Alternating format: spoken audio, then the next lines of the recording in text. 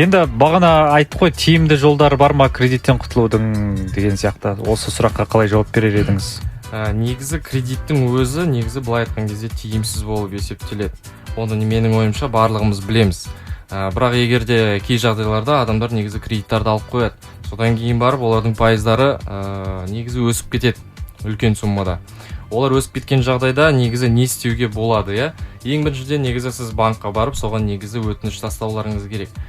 Банктың негізі берілген кезде несиенің өзі белгілі бір графигі болады.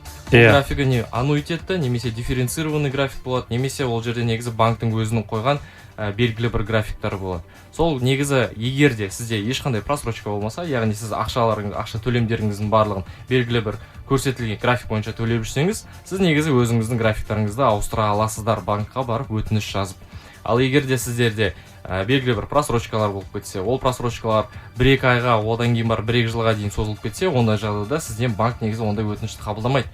Өйткені сіз ең басындағы график бойынша төлей алмасаңыз, сіз басқа графикпен де төлеуіңіз негізі екі талай деген сияқты. Соған байланысты негізі бұл жерде сіздерге уже ешқандай бір жағын айтқан кезде ештеңе істей алмайсыз. Тек қана осы кредиттарды төлеу керек болады. Басқа банктердің барлығында бола ма, екінші дәрежелік банктердің? Иә, барлығында осылай болады. Бірақ тағы да бір жағдай бар, рефинансирование дегенді. Оны негізі көбіміз негізі білеміз, рефинансирование деген не екенін атын, иә? Бірақ негізі ол жерде қалай істеу керек, не істеу керек екенін елдер негізі білмейді бұндай жағдай. Соны айтып кетсеңіз. Иә, рефинансирование дегеніміз, яғни сіз белгілі бір банктан алсаңыз, несиені, оны төлей алмасаңыз, содан кейін барып басқа банкқа барып негізі өтініш жазасыз осы рефинансирование туралы.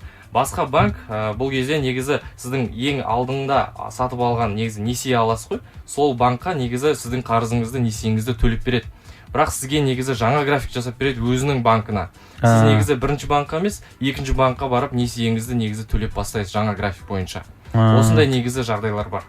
Мысалға оған енді кез келген банк келсе қоймайтын шығар, олардың да бір өздерінің талаптары бар шығар, иә? Әрине. Бұл жерде негізі сіз басқа банктан негізі келесі банкқа секіру үшін, бұл жерде әр банктың өзінің негізі талаптары бар, өздерінің ішіндегі. Оны тек қана банктың өзіне барып, сол жерде өтініш жазып, сол жердегі негізі қызметкерлерден білсеңіздер болады.